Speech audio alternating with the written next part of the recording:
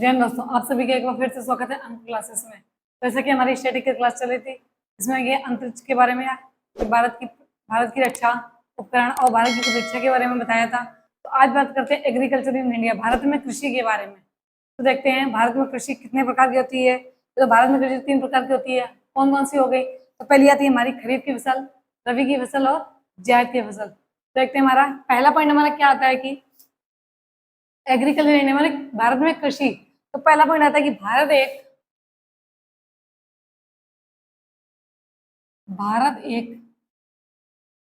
कृषि प्रधान देश है। भारत एक भारत एक कृषि प्रधान देश है। तो पहला पॉइंट आता है भारत एक कृषि प्रधान देश है। अगला पॉइंट आता है कि चूंकि भारत में श्रम शक्ति लगभग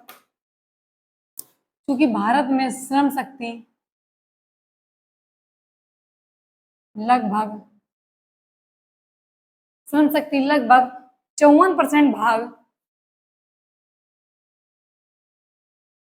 54% भाग कृषि 54% भाग कृषि क्षेत्र में रोजगार प्राप्त करता है। कृषि क्षेत्र में रोजगार रोजगार प्राप्त करता है।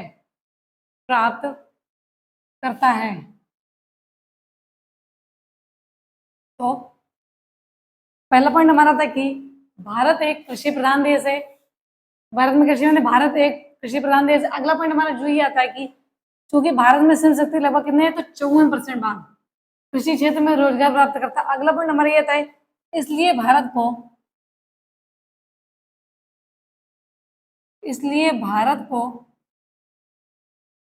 कृषि प्रधान देश कहा जाता है। इसलिए भारत को कृषि प्रधान देश कहा जाता है। इसलिए भारत को कृषि प्रधान देश कहा जाता है। अब बात करते हैं, अगला पॉइंट आता है कि भारत में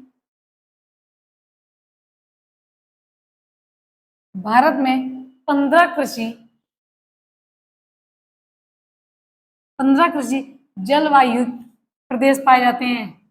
जलवायुविक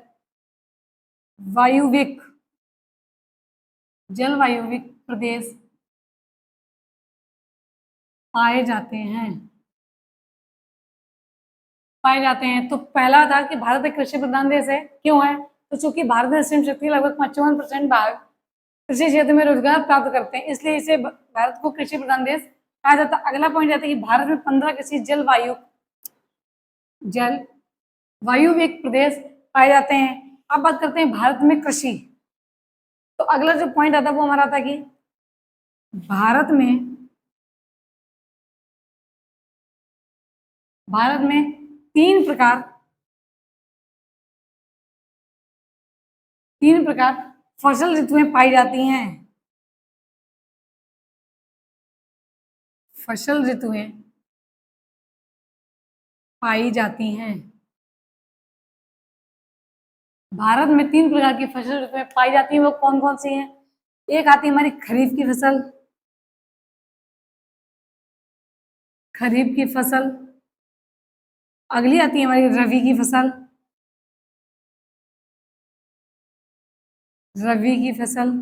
जो तीसरी आती है वो थी जायद की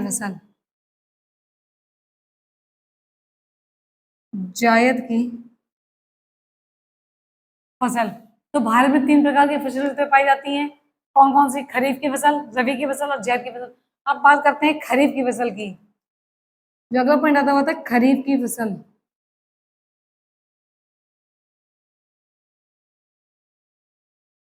खरीफ की फसल। तो इसमें पहला पॉइंट आता है खरीफ की फसल।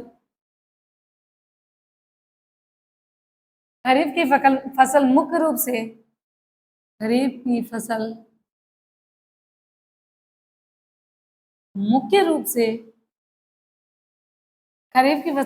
मुख्य रूप से मानसून काल की फसल है। मानसून काल की फसल है। तो खरीफ की फसल, तो खरीफ की फसल मुख्य रूप से मानसून काल की फसल, किस काल की? तो मानसून काल की फसल है। अगला पॉइंट आता है कि खरीफ की फसल को, खरीफ की फसल को, खरीफ की फसल को कब बोया जाता है? तो किस महीने में? तो खरीफ की फसल को जून जुलाई, जून जुलाई में बोया जाता है, बोया जाता है। तो बोया किस मंथ में जाता है खरीफ की फसल? तो जून और जुलाई में। अब बात आई काटने की, तो किस मंथ में? तो अक्टूबर से नवंबर, अक्टूबर से नवंबर, अक्टूबर से नवंबर में काट लिया जाता है। अक्टूबर से नवंबर में काट लिया जाता है, काट लिया जाता है। तो पहला था, भारत में 3 प्रकार की फसलें ऋतु पाई जाती है। कौन कौन सी फसल ऋतु है? खरीफ की फसल, रबी की फसल और जायद की फसल। बात करते हैं खरीफ की फसल की। तो खरीफ की फसल, खरीफ की फसल को मुख्य रूप से मानसून काल में, मानसून काल की फसल है। खरीफ की फसल को जून, कब बोया जाता है? तो अगर है कि खरीफ की फसल किस मंथ में बोया जाता है? जून से जुलाई। और काटा कब जाता है? तो अक्टूबर से नवंबर में काटा। इतना नोट डाउन कर लीजिए।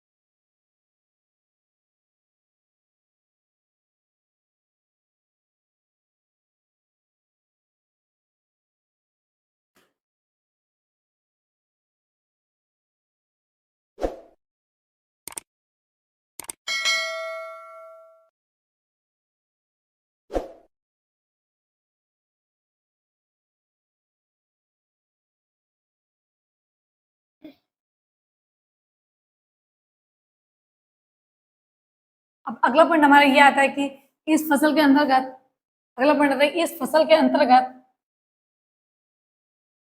इस फसल के अंतर्गत, इस फसल के अंतर्गत निम्नलिखित खाद्यान्नों को, निम्नलिखित खाद्यान्नों को, निम्नलिखित खाद्यान्नों को शामिल किया जाता है। खाद्यान्नों को शामिल किया जाता है। तो बात चली थी खरीफ की फसल की, जिसको जून से जुलाई मंथ में बोया जाता है, अक्टूबर से नवंबर में काटा जाता है। अब बात करते हैं इस फसल के अंतर्गत निम्नलिखित खाद्यान्नों को शामिल किया जाता है। वो खाद्यान्न कौन कौन से हैं? जैसे अगर बात करें एग्जाम्पल में, तो जैसे खाद्यान्न में अगर आ गया,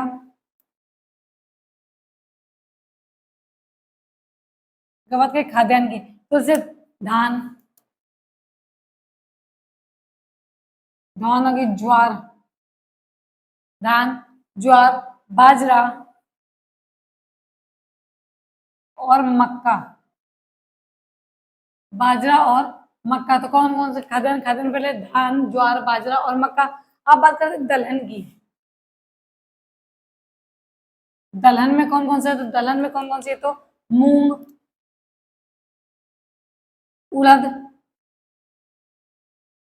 मूंग, उड़द, सोयाबीन, सोयाबीन,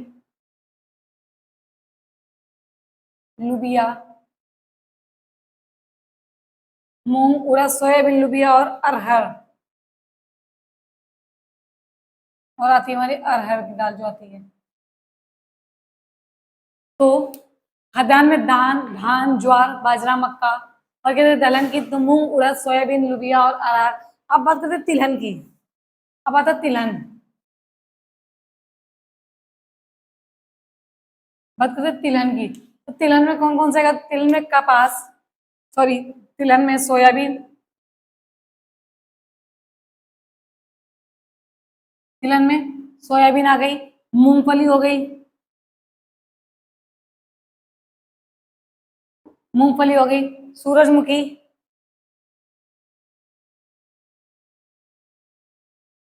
सूरजमुखी हो गई, तिल हो गए, तिल और अंडी, और अंडी तो तिल में सोयाबीन, मूंगफली, सूरजमुखी, तिल और अंडी। अब बात करते हैं नकदी फसल जो होती है। नकदी में क्या क्या आएगा? नकदी में आएगा कपास, जूट और तंबाकू। कपास, जूट और तंबाकू तो हमारी खरीफ की फसल थी, जिसको जून से जुलाई मंथ में बोया जाता है और अक्टूबर और नवंबर के महीने में काटा जाता है। इनमें कौन कौन से खाद्यान्न शामिल है? तो बात करते पहले खाद्यान्न की। इसमें खाद्यान्न में पहला था धान, ज्वार, बाजरा, मक्का। कौन कौन से? धान, ज्वार, बाजरा और मक्का। ये हमारी खरीफ की फसल है। अगर क्वेश्चन आ सकता है न पूछेगा कि खरीफ की फसल में निम्नलिखित कौन सा है, खरीफ की फसल कौन सी है, तो अगर ऑप्शन दे देगा, एक धान दे दे, तीन कोई अदर दे दे, तो धान हमारी खरीफ की फसल, ज्वार हो गई, बाजरा, मक्का। दलहन में तो मूंग, उड़द, सोयाबीन, लुबिया और अरहर हो गया, जो कि खरीफ की फसल के अंतर्गत है। तिलहन में आ गया सोयाबीन, मूंगफली, सूरजमुखी, तिल और अंडी हो गई। नकदी फसल कौन कौन सी? तो कपास, जूट और तंबाकू। इतना नोट कर लीजिए। फिर रबी की फसल बताएं।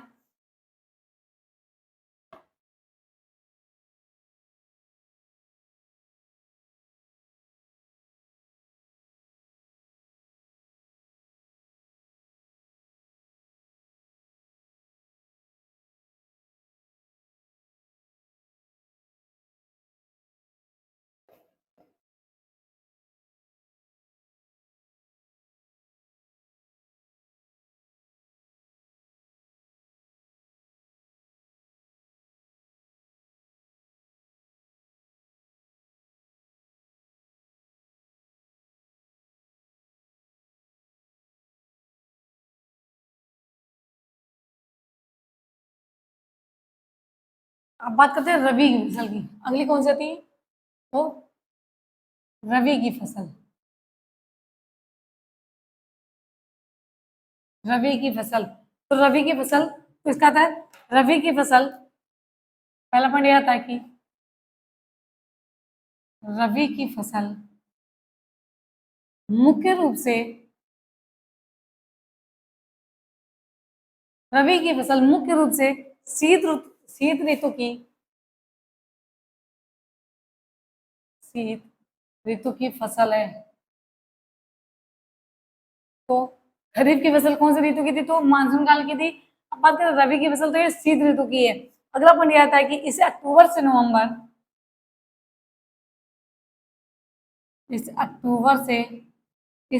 से नवंबर में बोया जाता है,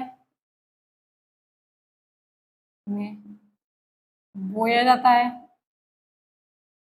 अक्टूबर से नवंबर महीने में, यानी कि जब खरीफ की फसल काटी जाती है तब रबी की फसल को बोया जाता है। अगली अब जब बात करते हैं काटने की, तो ये अप्रैल से मई कब काटा जाता है? तो अगर बोया जाता है अक्टूबर से नवंबर, तो अप्रैल से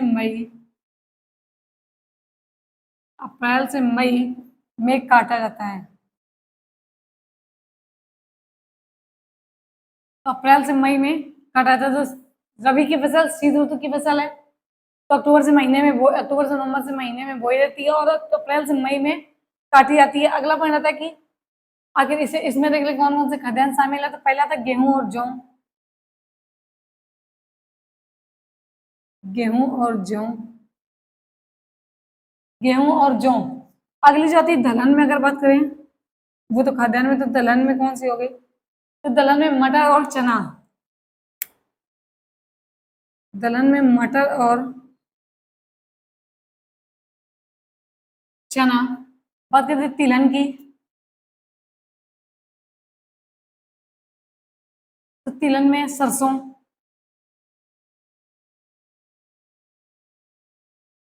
तिलहन में सरसों। अब बात करें नकदी फसल। नकदी फसल में तो गन्ना और बरसीन। गन्ना और बरसीन। तो रबी की फसल चल रही थी, जो कि शीत ऋतु की मुख्य फसल है। इसे अक्टूबर से नवंबर में बोया जाता है और अप्रैल से मई के महीने में काटा जाता है। खाद्यान्न में जो है वो गेहूं और जौ, दलहन में मटर और चना, तिलहन में सरसों, और नकदी में हो गए गन्ना और बरसीन। तो इतना नोट डाउन कर लीजिए।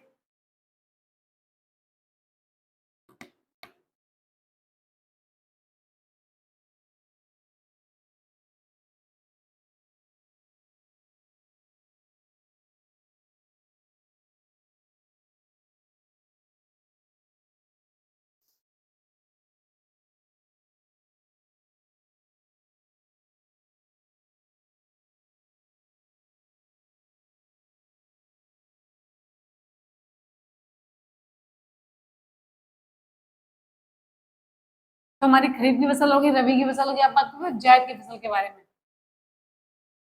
अब बात करते हैं जायद की फसल। जायद की फसल, जायद की फसल। तो जायद की फसल के बारे में, तो रबी की फसल ऋतु, और पहला पॉइंट इसमें आता है कि रबी की फसल ऋतु, रबी की फसल ऋतु और खरीफ की फसल ऋतु, और खरीफ की फसल ऋतु, खरीफ की फसल ऋतु के बीच बोए जाने वाली, के बीच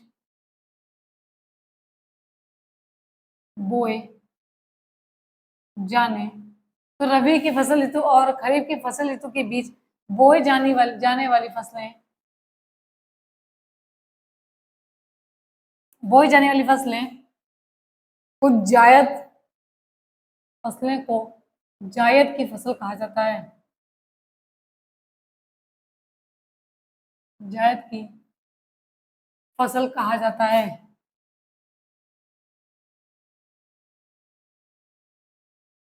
जायद की फसल कहा जाता है। तो रबी की फसल ऋतु, और जो रबी की फसल ऋतु कब से कब तक है, तो रबी की फसल ऋतु को अप्रैल से मई में काट लिया जाता है, और जायद की फसल ऋतु अक्टूबर से नवंबर, सॉरी खरीफ की फसल को, तो रबी की फसल ऋतु और खरीफ की फसल ऋतु के मध्य जो फसलें बोई जाती हैं उन्हें हम जायद की फसल कहते हैं। अगला पॉइंट ये आता है कि ग्रीष्म ऋतु में,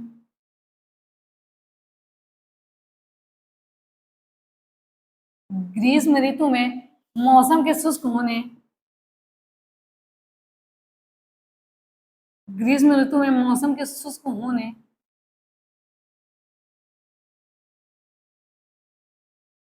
ग्रीष्म ऋतु में मौसम के शुष्क होने के कारण, तो ग्रीष्म ऋतु में मौसम के शुष्क होने का कारण इस समय मुख्य रूप से, इस समय मुख्य रूप से ऐसी, इस समय मुख्य रूप से ऐसी फसल उगाई जाती है,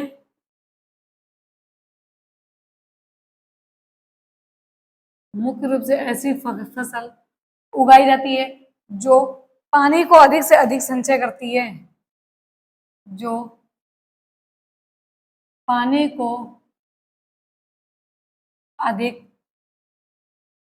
से अधिक,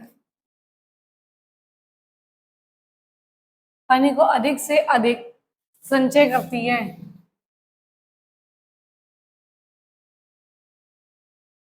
संचय करती है। तो जायद की फसल किसे कहते हैं, तो रबी की फसल और खरीफ की फसल के ऋतु के बीच में जो बोई जाने वाली फसल होती है उसे जायद की फसल कहा जाता है। कब होती है, तो ग्रीष्म ऋतु में मौसम के शुष्क होने के कारण इस समय मुख्य रूप से ऐसी फसल उगाई जाती है जो पानी को अधिक से अधिक संचय करती है। अगली बात जो आती है, अगला जो पॉइंट आता है वो आता है, एग्जाम्पल में देखें जैसे खरबूजा, तरबूज, खीरा, ककड़ी और जहां थोड़ी और जहां थोड़ी सिंचाई की सुविधा होती है, जहां थोड़ी सिंचाई की, जहां थोड़ी सिंचाई की सुविधा होती है, सिंचाई की सुविधा होती है जहां थोड़ी सिंचाई की सुविधा होती है ऐसे क्षेत्र में, ऐसे क्षेत्र में मूंग और उड़द भी उगा दी जाती है। ऐसे क्षेत्र में मूंग और उड़द भी उगा दी जाती है। उड़द भी उगा दी जाती है। तो लान की मतलब कि मूंग और उड़द तो खरीफ की फसल है। मूंग और उड़द दोनों ही खरीफ की फसल है जो दलहन के अंतर्गत आती हैं। तो जो जो जब खरबूजा, तरबूज, खीरा और ककड़ी ये जायद की फसलें आती हैं, ये जायद की फसलें आती है, तो किसके किसके रबी और खरीफ की फसल के बीच जो समय होता है उसमें जायद की फसल उगाई जाती है। कौन कौन सी? खरबूजा, तरबूज, खीरा, ककड़ी। और जहाँ थोड़ी सी सिंचाई की सुविधा होती है वहां ऐसे क्षेत्र में मूंग और उड़द भी उगा दी जाती है। मूंग और उड़द भी उगा दी जाती है। तो अगला पॉइंट जो आता है कि अगर नोट में लिखें तो नोट में मूंग और उड़द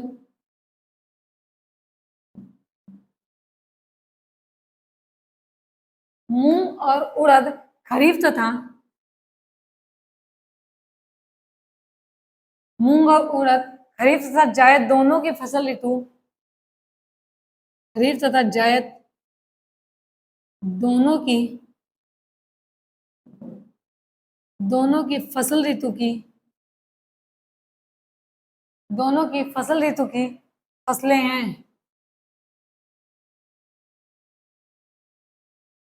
फसलें हैं। तो जायद की खेती चल रही थी जिसमें रबी की फसल और खरीफ की फसल के मध्य जो बीज होती है उसमें जायद की फसल उगाई जाती है। कौन कौन सी? तो एग्जाम में खरबूजा, तरबूज, खीरा, ककड़ी। और जहाँ थोड़ी सी भी सिंचाई की व्यवस्था होती है वहां मूंग और उड़द भी उगा दी जाती है। बात करते हैं नोट में, तो मूंग और उड़द खरीफ तथा जायद दोनों की फसलें होती हैं। मूंग और उड़द, अगर क्वेश्चन रहेगा मूंग और उड़द, अगर ऑप्शन में खरीफ और जायद दोनों है तो दोनों ही टिक करेंगे। मतलब ऑप्शन में दे देते ए और बी दोनों, ना कि केवल खरीफ लगाएंगे ना कि जायद। अगर ऑप्शन में खरीफ है तो खरीफ, जायद है तो जायद, अगर दोनों है तो दोनों को टिक करेंगे। तो इतना नोट डाउन कर लीजिए।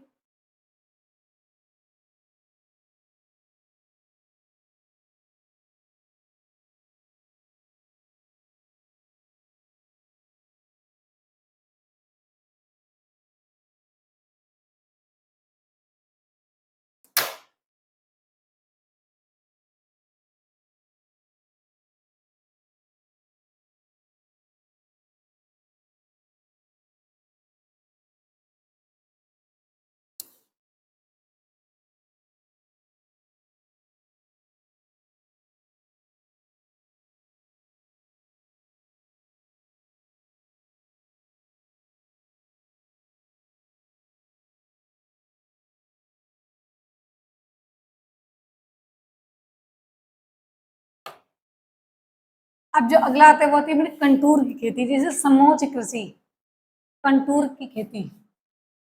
अगला क्या है? कंटूर खेती यानी कि समोच्च कृषि। या अगर बोले तो समोच्च कृषि, समोच्च कृषि। तो कंटूर खेती यानी समोच्च कृषि, इसे और बोलते हैं सीढ़ीदार खेती। इसे और क्या बोलते हैं? तो सीढ़ीदार खेती, सीढ़ीदार खेती भी बोला जाता है। तो कंटूर खेती, समोच्च कृषि और सीढ़ीदार खेती भी बोला जाता है। तो इसका पहला पॉइंट ये आता है कि पहाड़ी ढालों को पहाड़ी ढालों को बनाकर पहाड़ी ढालों को काट कर पहाड़ी ढालों को काट कर सीढ़ीदार खेतों में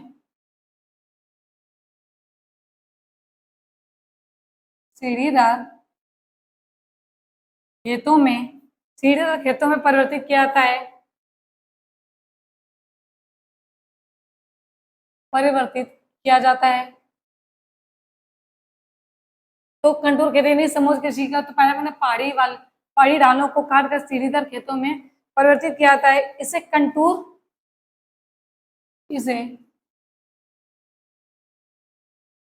इसे इसे कंटूरदार कृषि कहते हैं। इसे कंटूरदार कृषि कहते हैं। तो इसे कंटूरदार कृषि कहते हैं। तो पहाड़ी ढालों को काटकर जब सीढ़ीदार खेतों में प्रवृत्ति किया था तो उसे कंटूरदार खेती कहते हैं या कृषि कहते हैं। तो इसकी मुख्य विशेषता, अगला पॉइंट आता है कि इसकी मुख्य विशेषता,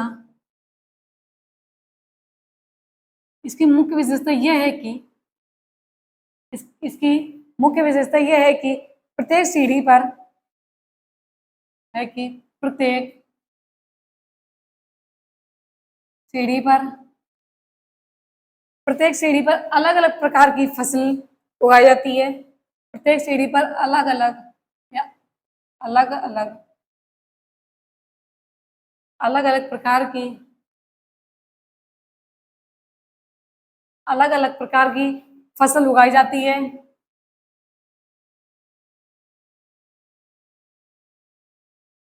फसल उगाई जाती है। तो इसकी मुख्य विशेषता है कि जो जो सीढ़ी, जब पहाड़ी ढालों को सीढ़ीदार में परिवर्तित किया जाता है तो उसमें जो प्रत्येक सीढ़ी होती है, प्रत्येक सीढ़ी पर अलग अलग प्रकार की फसल उगाई जाती है। इस प्रकार से अगला था कि इस प्रकार से कृषि करने पर इस प्रकार से कृषि करने पर इस प्रकार से कृषि करने पर भूमि को भूमि को भूमि को जल रोकने का मौका मिल जाता है। भूमि को जल रोकने का मौका मिल जाता है। मौका मिल जाता है मिल जाता तथा मिट्टी की उर्वरक क्षमता तथा मिट्टी की उर्वरक क्षमता मिट्टी की उर्वरक क्षमता भी बनी रहती है। क्षमता भी बनी रहती है। मिट्टी की उर्वरक क्षमता भी बनी रहती है। तो इसकी मुख्य विशेषता क्या है कि जब पहाड़ी ढालों को सीढ़ीदार में परिवर्तित किया जाता है तो उसमें प्रत्येक सीढ़ी में अलग अलग प्रकार की फसल उगाई जाती है।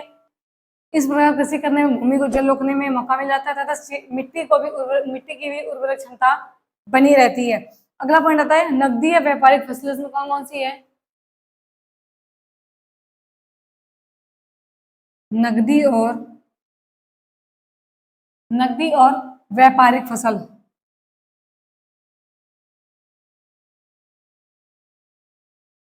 नकदी और व्यापारिक फसल के बारे में बात करें तो नकदी और व्यापारिक फसल कौन कौन सी है? तो पहला पॉइंट है जिन फसलों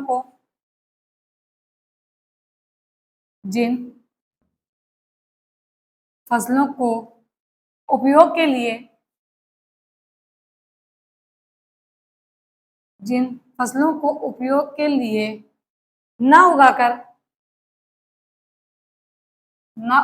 बल्कि जिन फसलों को उपयोग के लिए ना उगाकर बल्कि व्यापारी लाभ के